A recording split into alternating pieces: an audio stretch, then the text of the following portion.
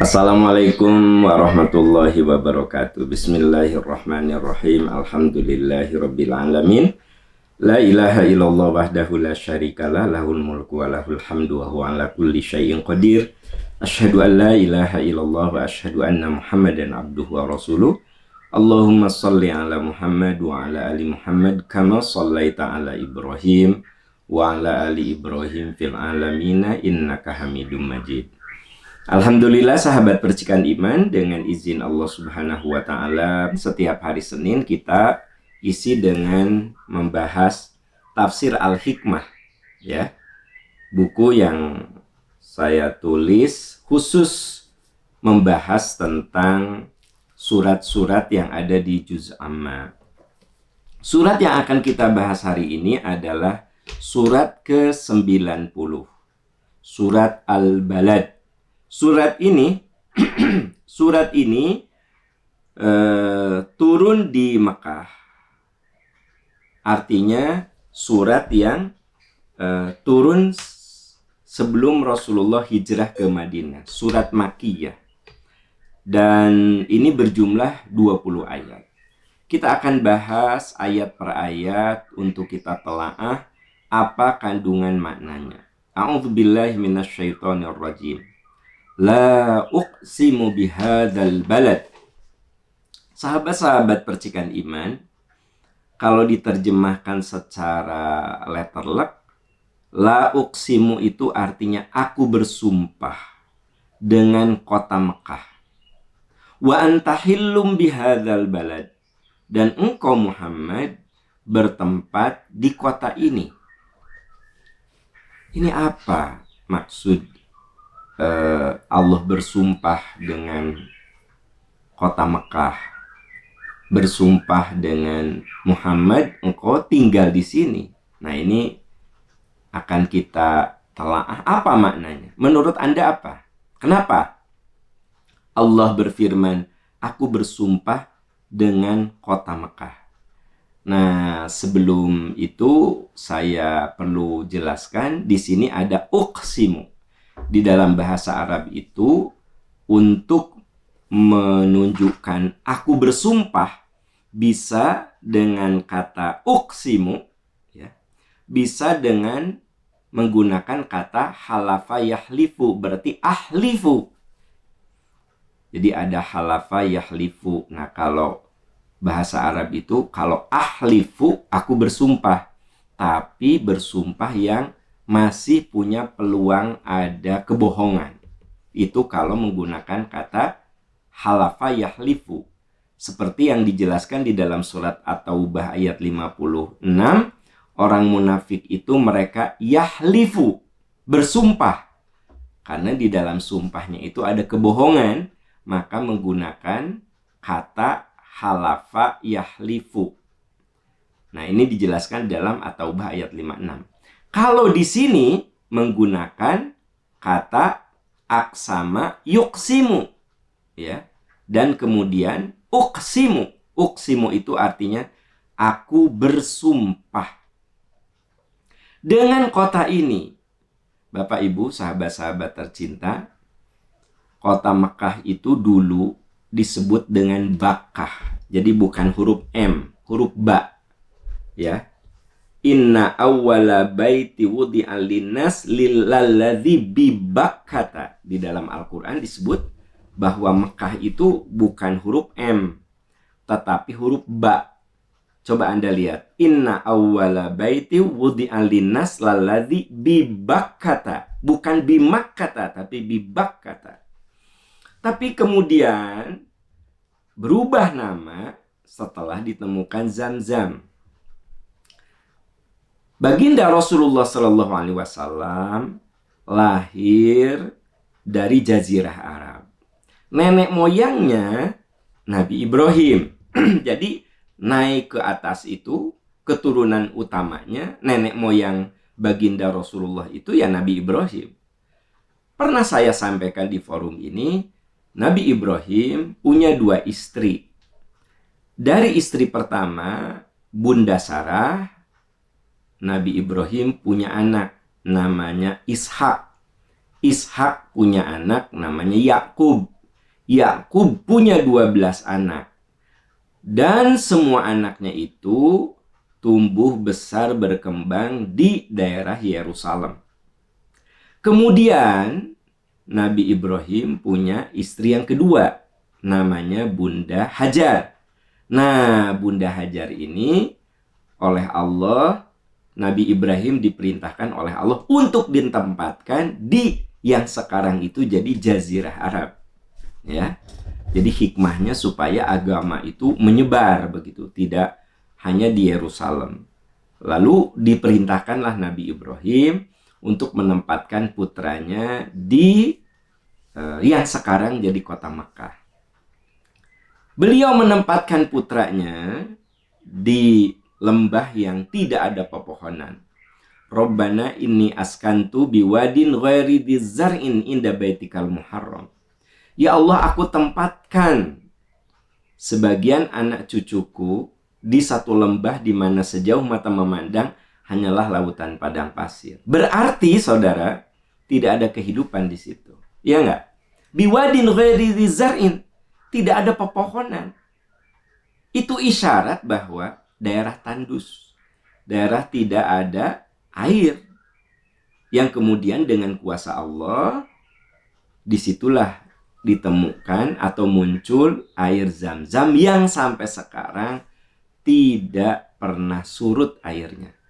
Ketika tidak diambil, tidak kemudian membuat banjir, ya. Ketika diambil terus-menerus, tidak kering-keringnya. Ini bagian dari keajaiban. Nah, saudara-saudaraku sekalian, sahabat percikan iman, ini yang kemudian cikal bakal kota Mekah. Kenapa? Karena dulu itu Bakah. Bakah itu diambil dari kata baka, artinya menangis. Lembah Bakah artinya lembah tangisan. Tidak ada kehidupan di situ. Sampai akhirnya Bunda Hajar menemukan air Zam-Zam. Dan dari air Zam-Zam itulah mulai tumbuh masyarakat. Orang yang lewat di situ bikin 1 tenda, 2 tenda. Karena kalau ada air, di situ ada kehidupan, ya. Nah, kemudian terus berkembang. Jadilah, sahabat percikan iman, kota Mekah. Dan Nabi SAW berasal dari keturunan yang sangat dihormati di kota Mekah itu. Kenapa? Karena di daerah tandus, daerah kering, yang paling mahal adalah air. Nah, keluarga Rasulullah itu salah satu yang punya amanah menjaga sumber air, yaitu Zam-Zam. Makanya suku Quraisy adalah suku yang dianggap terhormat. Dan suku Quraisy itu kan terdiri dari beberapa keluarga.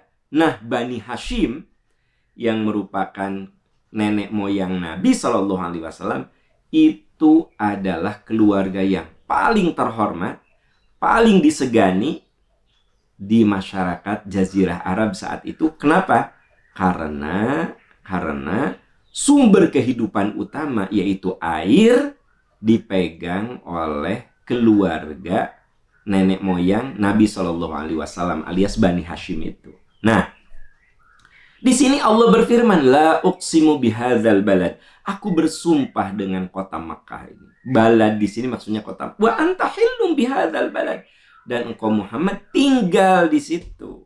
Ya.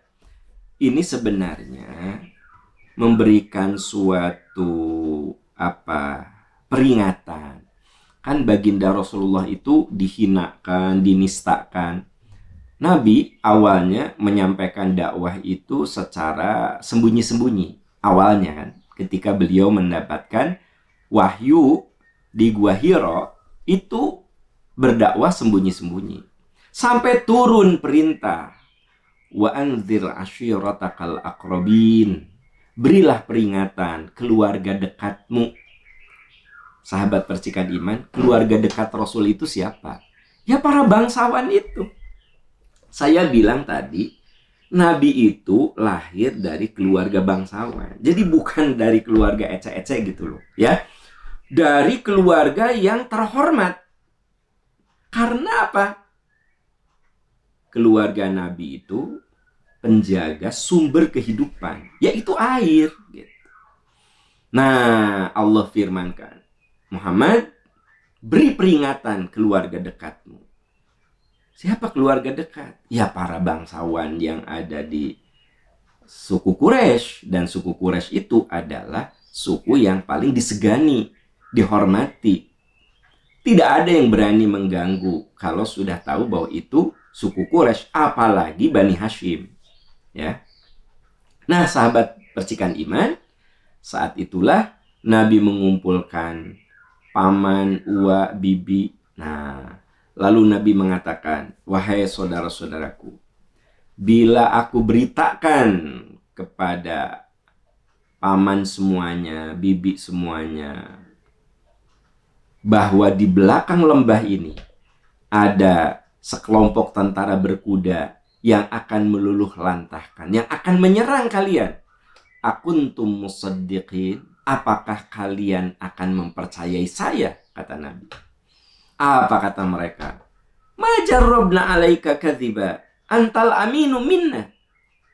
Kami belum pernah menemukan engkau berdusta. Engkau adalah orang yang paling terpercaya. Jangan lupa, baginda Nabi SAW ketika sebelum diangkat jadi utusan, sudah mendapat gelar Al-Amin, orang yang paling jujur dan paling terpercaya. Lalu Nabi SAW menyampaikan dakwahnya. Dan apa yang terjadi? Kata Abu Lahab, yang merupakan tokoh yang paling berpengaruh saat itu, tabban laka ya Muhammad alihadza jama'tana. Celaka engkau Muhammad, hanya untuk inikah engkau mengumpulkan kami? Nah, jadi ayat ini mengingatkan, karena Nabi itu dari situlah intimidasi demi intimidasi. Nabi difitnah, dibunuh karakternya, sampai diisukan beliau ini orang gila, ya. Sampai ada ayat yang mengatakan, wa ma sahibukum bimajnun. Muhammad itu tidak gila, gitu. Kebayang nggak, sahabat percikan iman? Jadi kalau Anda menyampaikan sesuatu yang benar, boleh jadi ada yang nggak suka sama Anda. Dan ketika dia tidak suka sama Anda, ya mungkin fitnah-fitnah itu ditebar, gitu. Anda bisa disebut macam apapun, ya. Nah, makanya kita harus siap mental. Ketika kita menyampaikan kebenaran, mungkin saja ada fitnah yang menimpa diri kita. Apa bentuknya? Apapun bentuknya. Nah, Nabi mah sudah dihinakan, udah gitu dianggap orang gila. Secara fisik juga Nabi sering disakiti, ya. Bahkan istrinya Abu Lahab itu kalau ketemu Nabi, ya kan itu keponakannya, ya, wajahnya itu diludahi sama Ummu Jamil itu. Kebayang di depan orang banyak, wajah Nabi diludahi sama istrinya Abu Lahab. Makanya di dalam Al-Quran ada keterangan wa mra'atuhu hammalatal hatab, dan istri Abu Lahab itu pembawa kayu bakar neraka, ya. Kenapa? Karena permusuhan kepada Nabi itu luar biasa sekali. Nah, ayat ini mengingatkan bahwa engkau Muhammad, asli kamu tuh orang Mekah. Dan kamu itu sebenarnya nenek moyangmu itu juga di sana. Jadi Nabi dikuatkan. Dan juga ini ayat memberikan isyarat kepada yang memusuhi Nabi, bahwa Muhammad itu lahir, besar, tumbuh di kota Mekah. Bukan siapa-siapa, dia bukan orang asing, dia bukan orang pendatang, gitu. Wa walidi wa ma walad, ya. Demi pertalian bapak dan anaknya. Nah, dan anaknya walad itu anak laki-laki. Demi pertalian bapak dan anaknya. Nah, apa coba? Bapak, Ibu, sahabat-sahabat sekalian, ini bicara tentang keturunan. Jadi ternyata kalau kita bicara nasab mah tidak bisa dipisahkan oleh apapun. Saya sering mengatakan, orang boleh bercerai, tapi tidak bercerai dengan anaknya. Itu bercerai dengan pasangan hidupnya. Karena itu dalam Islam, apalagi hubungan bapak dan anak, ini jelas di dalam Al-Quran dijelaskan secara eksplisit, wa walidi wa ma walad, demi bapak dan anaknya. Ya, karena bapak itu walau bagaimanapun kalau dia punya anak perempuan, bapak itulah yang akan jadi wali untuk anaknya. Boleh jadi terjadi ada perceraian gitu. Boleh nggak sih bercerai? Boleh. Kalau itu dianggap sebagai solusi terbaik daripada saling menzolimi, daripada istri dizolimi terus atau suami dizolimi terus, ya mendingan udahan supaya kezoliman itu tidak terjadi. Nabi mengatakan unsur akhoka zoliman au madzum. Tolonglah saudaramu yang dizolimi dan yang menzolimi. Sahabat bertanya, ya Rasulullah, kalau menolong orang yang dizolimi saya mengerti. Bagaimana menolong orang yang zolim? Kata Nabi, tahan agar dia tidak berbuat zolim. Makanya ketika ada seorang istri dizolimi oleh suaminya, akhirnya istri itu menggugat cerai, itu sebenarnya si istri menyelamatkan suaminya dari perbuatan dosa. Kebayang nggak? Bertahun-tahun istrinya dizolimi. Misalnya tidak dinafkahi, misalnya diperlakukan dengan kasar, ya. Ini kan zolim. Suami zolim kepada istrinya. Akhirnya istrinya menggugat cerai. Terjadilah perceraian. Anda tahu nggak? Kalau si istri ini membela suaminya, menyelamatkan suaminya supaya tidak berbuat zolim. Kalau sudah bercerai, suami tidak menafkahi, kan tidak berdosa, wong dia bukan suaminya. Nah, jadi dalam Islam itu bercerai boleh untuk menghindari kezoliman. Tapi walaupun bercerai, hubungan bapak dengan anak tidak cerai. Kalau si bapak itu punya anak perempuan, dan anak perempuan itu ikut dengan ibunya, dan ibunya itu sudah mantan istrinya sudah menikah lagi, bahkan dengan suaminya yang baru punya anak. Tapi ingat, ketika anak perempuan itu menikah, maka yang menikahkan itu bukan bapak sambungnya. Sekalipun boleh jadi bapak sambungnya itu sayang banget, cinta banget sama anak sambungnya, ya, tapi tetap anak itu harus dinikahkan oleh bapaknya. Karena itu saya sering mengatakan, jangan pernah menanamkan kebencian. Kan kadang-kadang, mohon maaf ya, kadang-kadang ada kejadian si ayah atau ibu itu suka menanamkan kebencian kepada ayah atau ibunya. Ibu kamu mah, kenapa ayah cerai sama ibu kamu? Karena ibu kamu mah hidupnya boros, ibu kamu mah, wah, segala dijelek-jelekin. Nah, itu kan tidak boleh. Ayah, kenapa ayah bercerai sama mama? Ya, mungkin ini yang terbaik. Nanti kamu kalau udah dewasa paham. Udah cukup gitu. Ini kenapa? Karena ibumu itu, wah, dijelek-jelekin ya tuh si mantan istrinya. Atau sebaliknya, ya. Kamu tahu nggak? Bapak kamu tuh dijelek-jelekin tuh. Itu nggak boleh. Kenapa? Karena hubungan nasab itu tidak putus dengan perceraian. Tidak. Bahkan bila perlu tutupi, ya. Mama, kenapa mama bercerai sama ayah? Ya mungkin ini yang terbaik. Ya semua orang ada takdir dan ada jalan hidupnya. Ini yang terbaik. Sudah cukup segitu. Jangan, kenapa? Ya habis bapamu itu penipu, nak. Bapamu itu, dia nyakitin mama, dijelaskan, disebutkan, ya, kelakuan bapaknya itu atau mantan suami si ibu itu. Itu kan nggak boleh. Kenapa?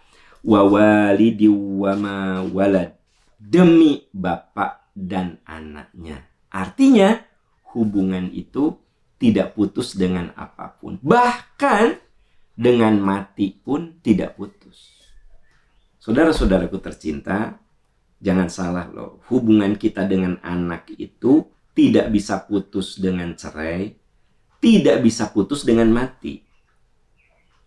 Saya yakin di antara sahabat percikan iman, banyak yang orang tuanya sudah wafat. Benar nggak? Kenapa Anda mendoakan terus? Kenapa? Karena hubungan Anda dan orang tua masih nyambung. Bapak saya 25 tahun lalu sudah meninggal. Kenapa setiap sholat saya doakan? Minimal saya berdoa, Allahumma gfir lahu warhamhu wa'afihi wa'fu anhu wa akrim nuzulahu wa wasi madkhalahu. Ya Allah, ampuni kesalahan bapak saya. Muliakan bapak saya di sisimu, ya Allah. Luaskan alam kuburnya. Terima segala kesolehannya. Tiap tahajud, kenapa saya doakan bapak saya? Kenapa? Karena saya yakin bapak saya bisa merasakan hubungan batin saya dengan beliau. Makanya kalau orang tua kita sudah meninggal, terus jalin hubungan itu dengan kekuatan doa. Ketika ada seorang sahabat bertanya, "Ya Rasulullah, orang tua saya sudah meninggal. Adakah cara saya berbakti kepadanya?" Kata Nabi, "As-salatu alaihima wal istighfaru lahuma." Jangan pernah lelah kamu untuk mendoakan dan memohonkan ampunan untuknya. Ini isyarat apa? Hubungan orang tua dengan anak tidak bisa putus, bahkan dengan kematian. Nah, ini yang dikatakan di ayat ini, wa walidi wa ma walad, dan hubungan bapak dengan anaknya. Ini lebih bercerita tentang pernasaban. Kenapa bapak tidak ibu? Kalau ibu itu udah jelas. Di ayat yang lain penjelasannya, wa wassaynal insana biwalidayhi hamalathu ummuhu kurhan wa wada'athu kurhan wa hamluhu wa fisaluhu wa hamluhu wa fisaluhu 30 syahra. Itu jelas dalam surat Al-Ahqaf. Kalau bakti kepada ibu kan udah banyak ayatnya, ya.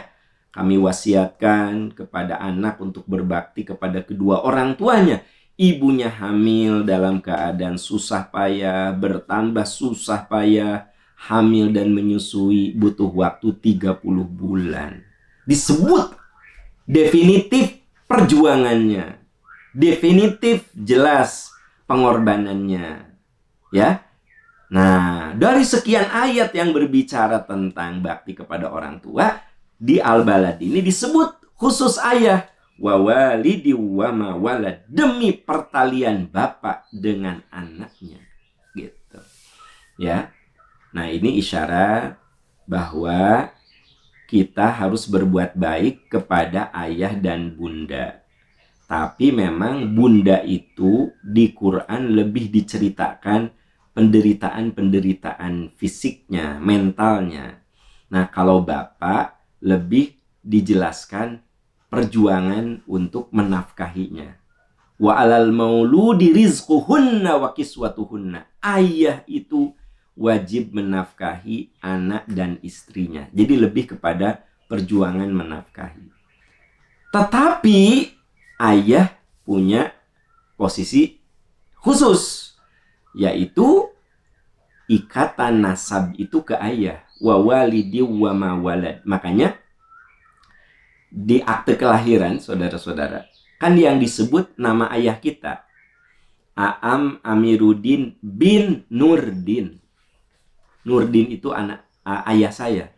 Jadi bukan nasabnya ke ibu, tapi ke ayah, ya. Asep Saifuddin bin Ridwan. Jadi nasab itu ke ayah, gitu. Anak perempuan juga begitu, ya. Fania Sofia Afifa binti Amiruddin. Ya. Jadi hubungan nasab itu ke ayah. Hubungan nasab. Makanya kita sebagai ayah harus berjuang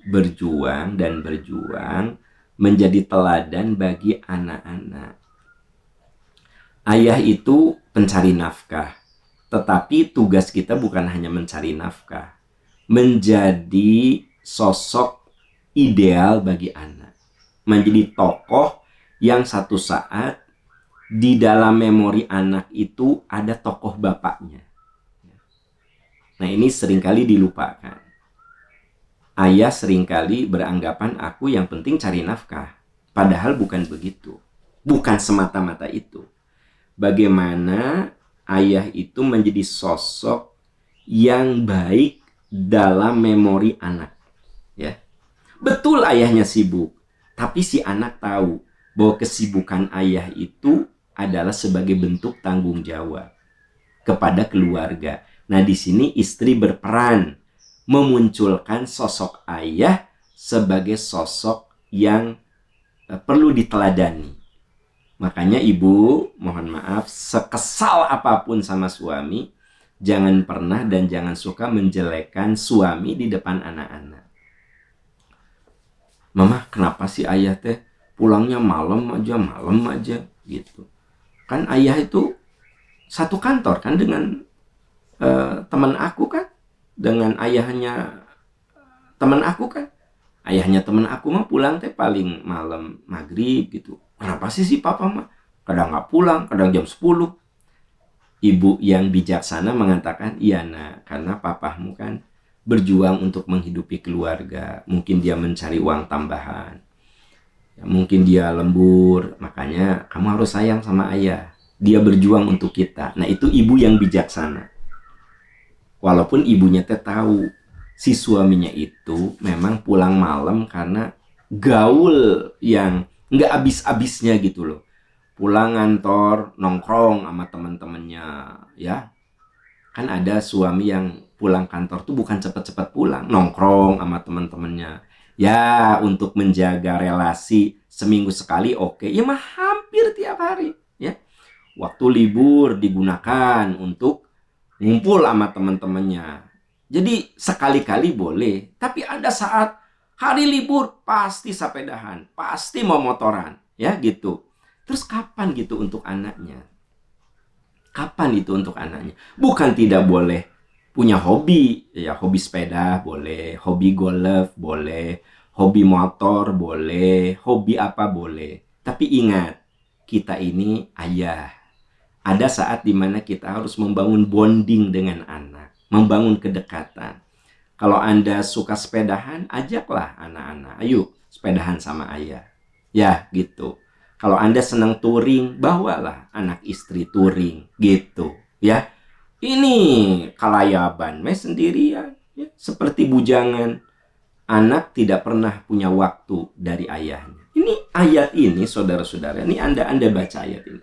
Wa walidi wa ma walad, demi pertalian bapak dengan anak. Jadi jangan disepelekan hubungan kita dengan anak-anak. Relasi kita bapak dengan anak-anak. Mohon maaf, kenapa sampai ayat ini eksplisit mengatakan demi hubungan bapak dan anaknya? Karena seringkali bapak itu, suami itu beranggapan, ya kan aku udah kerja keras, aku kan udah cari nafkah.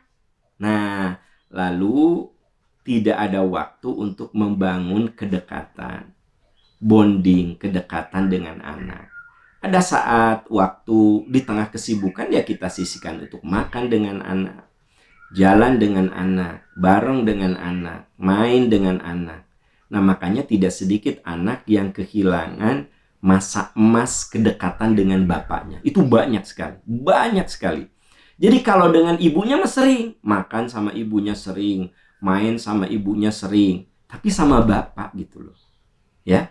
Ya mungkin ada bapak yang memang nggak bisa karena dia harus tugas di luar kota dan seterusnya lah.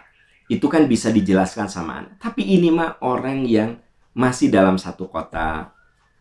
Ya, pulang kantor, nonton TV, main game.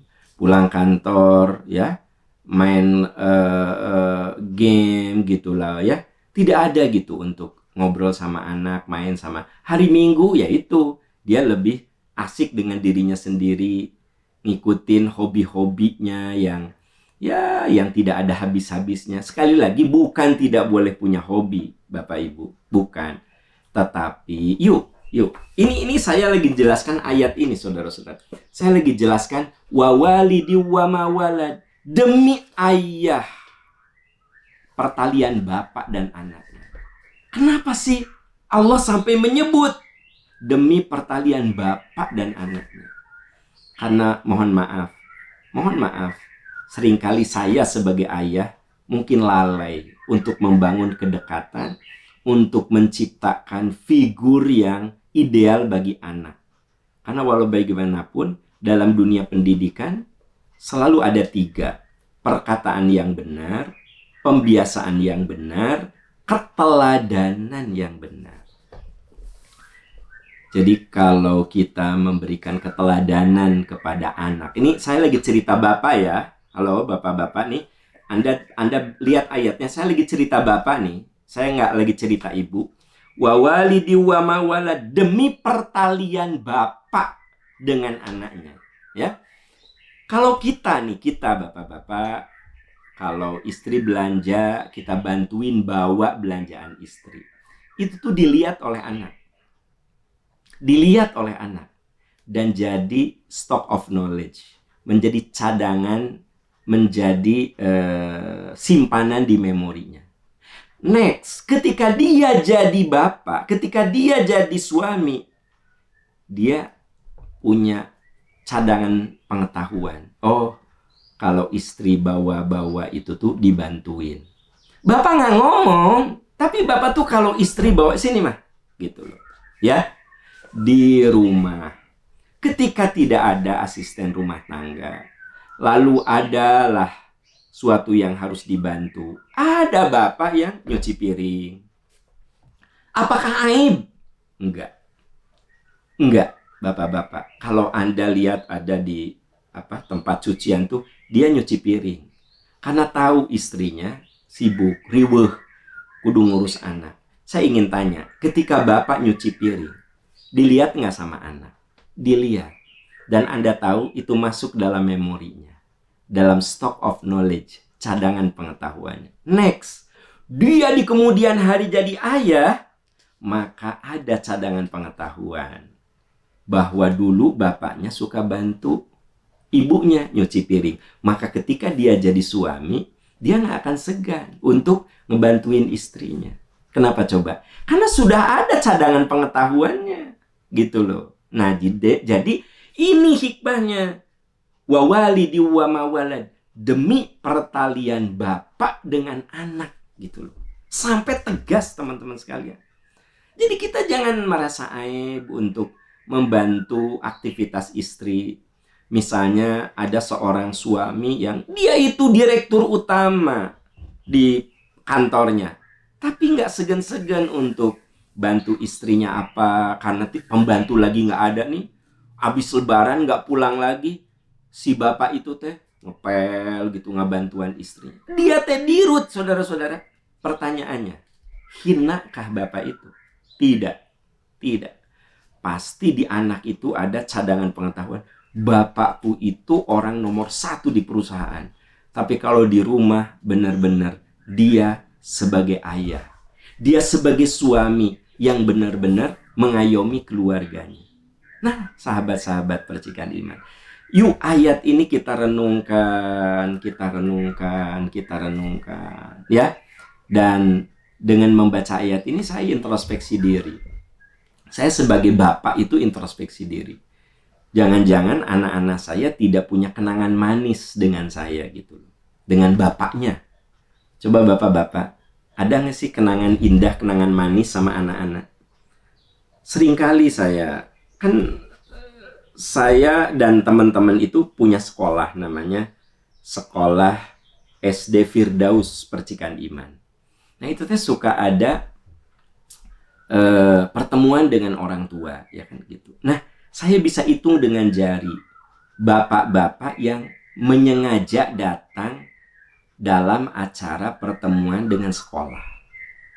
Ya, memang ada bapak yang nggak bisa datang karena pekerjaan luar kota, oke. Terus ada yang di dalam kota gimana? Terus kalau hari Sabtu libur gimana? Banyak bapak yang gini, udahlah ke sekolah mama aja ya. Sok mama we, ku mama we, mama. Jadi anak itu dari SD kelas 1 sampai kelas 6 belum pernah gitu, atau 1 kali saja ditemenin bapaknya datang ke sekolah bawa rapor. Ya, ditemenin bapaknya untuk acara sekolahan. Mohon para bapak ketika anak itu tampil ya di sekolah, coba hadirlah kita. Ya, anak misalnya, ayah nanti aku harus, dia kan cerita nih, misalnya tampil di panggung, Bapak bisa nggak sih menyisihkan waktu gitu? Ya kalau bisa minta izin lah ke kantor, cuma 2 jam untuk hadir ke sekolah anak, menyaksikan ya penampilan anak. Itu bagi anak, wih, dahsyat itu. Bapakku lihat loh, aku tampil. Nah, saya yakin ya ini introspeksi untuk diri saya juga. Jangan-jangan anak-anak saya tidak punya pengalaman indah dengan bapaknya, dengan saya gitu. Nah, untuk adik-adikku tercinta, sahabat-sahabat tercinta, coba ayat ini baca baik-baik. Wa walidi wa ma walad, demi pertalian bapak dengan anaknya. Ya. Kita itu sering ngebahas ibu itu sering banget. Tapi jarang kita bahas bapak. Nah, di sini benar-benar ini mah fokus bapak ya. Karena itu ayatnya begitu jelas, wa walidi wa ma walad, demi pertalian bapak dan anaknya. Ya. Nah, lalu ayat berikutnya, laqad khalaqnal insana fi kabad. Sungguh kami telah menciptakan manusia berada dalam susah payah. Nah, sahabat-sahabat yang Allah muliakan, manusia itu tercipta, yang dimaksud susah payah itu semua melalui proses, ya. Mula-mula ayah ibu kita memakan makanan, lalu diolah oleh tubuhnya, jadi ovum, jadi sel sperma. Dibuahilah ovum itu. Ya, terjadi konsepsi lah. Kemudian ada di rahim. Saat ada di rahim, itu kompleksnya luar biasa. Complicated, rumit itu, ya. Si ibu harus memakan makanan yang bergizi. Tapi di sisi lain ada perasaan tidak mual, nggak mau makan. Padahal di sisi lain anak itu butuh butuh gizi gitu kan. Bukankah itu sesuatu yang berat? Sudah begitu jiwa ibu lebih sensitif ya gitu. Saat itulah bapak harus hadir untuk mengayomi, karena tidak semua istri bisa mengendalikan jiwanya ketika hamil. Kondisi fisik menurun. Makanya laqad khalaqnal insana fi kabad, sungguh kami telah menciptakan manusia berada dalam susah payah. Itulah sebabnya kenapa kita disuruh, kita sebagai anak, sahabat percikan iman, kenapa kita disuruh untuk berbuat baik kepada kedua orang tua kita, terutama kepada ibu. Kalau berbuat baik kepada ibu. Nah, karena untuk melewati kesusah payahan itu adalah ibu. Jadi kalau ayat sebelumnya, teman-teman sekalian, wa walidi wa ma walad, itu cerita tanggung jawab bapak terhadap anaknya. Tapi kemudian ayat 4 mengingatkan, sungguh manusia itu tercipta dalam keadaan susah payah. Dan yang mengalami kesusahan itu adalah ibunya. Tidur ketika hamil, terlentang nggak bisa, tengkurap apalagi nggak bisa, ya. Berbaring ke kanan capek, berbaring ke kiri capek. Udah begitu fisik makin melemah. Dan tidak sedikit ibu yang kemudian wafat saat dia hamil atau saat dia melahirkan. Berarti betul bahwa manusia itu berada dalam susah payah sebenarnya. Nah, ketika manusia itu lahir, maka kita, saudara-saudara, lemahnya luar biasa. Lemah, nggak bisa apa-apa. Kita diberi ASI oleh orang tua kita. Kita dimandikan, kita dicebokin. Kita dilatih untuk bicara. Kita dilatih untuk merangkak. Kita dilatih untuk berjalan. Terus. Nggak lelah-lelahnya orang tua itu benar-benar menghantarkan kita kepada kemandirian. Karena itu kedurhakaan yang paling hebat adalah ketika kita durhaka kepada orang tua. Sampai-sampai Allah katakan, wahfid lahuma janahadzuli minar rahmah. Rendahkan hatimu menghadapi orang tua. Wa qul lahuma qaulan karima. Bicara yang santun kepada orang tua. Fala taqul lahuma ufin. Jangan kamu ngomong yang keras kepada orang tua. Jangan bilang keras, jangan. Kenapa coba? Coba lihat perjuangan kesusah payahan orang tua kita saat kita lemah. Saat kita tidak punya kekuatan apapun. Maka ketika orang tua kita menua, orang tua kita mulai ada kelemahan, disitulah kita harus hadir untuk meringankan beban-bebannya. Tidak sedikit orang tua itu ketika mandiin anak, nyebokin anak, orang tua kita pernah tidak tidur, nggak ada gitu. Mengeluh-mengeluh itu nggak ada. Tapi kadang-kadang anak itu kalau ngurus orang tua, suka ada ngeluh.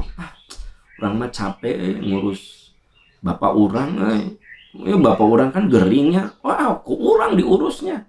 Bapak aku sakit kan, diurus sama aku. Dimandiin, dicebokin. Geus capek lah. Nah, kan kalau anak mah kadang suka mengeluh dan kadang-kadang menyampaikan keluhan itu kepada orang lain. Yang kalau didengar oleh orang tua kita, tentunya dia sakit. Tapi orang tua kita nggak pernah ngeluh, nggak pernah. Makanya di sini diingatkan, laqad khalaqnal insana fi kabad. Sungguh kami telah menciptakan manusia itu susah payah. Dan untuk menanggung segala kesusah payahan itu adalah orang tua kita. Nah, ini ayat saudara-saudara mengingatkan agar kita, satu, sebagai ayah kudu meninggalkan jejak yang bagus di pikiran anak-anak kita. Ya. Kenapa? Karena ayat ini mengatakan wawalidi wa mawalad. Hubungan bapak dan anaknya. Bagaimana kita menjadi ayah yang bisa memberikan kenangan manis pada anak-anak kita. Yang kedua, kita sebagai anak harus sadar bahwa kita ini tercipta menjadi kuat, menjadi bisa bicara, bahkan kita ini menjadi orang yang punya pengaruh dalam kehidupan, itu tidak bisa lepas dari perjuangan orang tua kita. Laqad khalaqnal insana fi kabad. Sungguh kami telah menciptakan manusia itu dalam susah payah. Ya, manusia itu tumbuh besar, kuat karena ada yang berkorban melewati kesusah payahan itu, yaitu orang tua kita. Sahabat percikan iman, 4 ayat sudah kita bahas. Insya Allah ayat 5 dan seterusnya akan dibahas Senin depan. Setiap Senin kita bahas tafsir yang saya tulis, judulnya Tafsir Al-Hikmah. Ini bukunya, ya.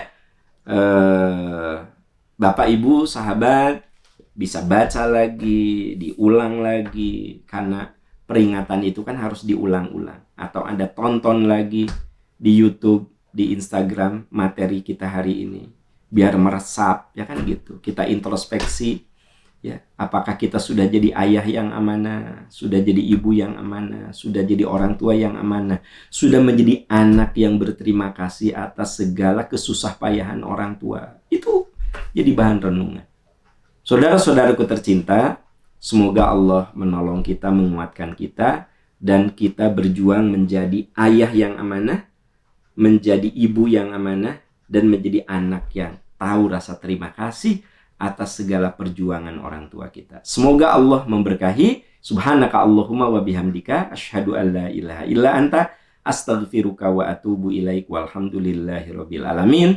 Wassalamualaikum warahmatullahi wabarakatuh.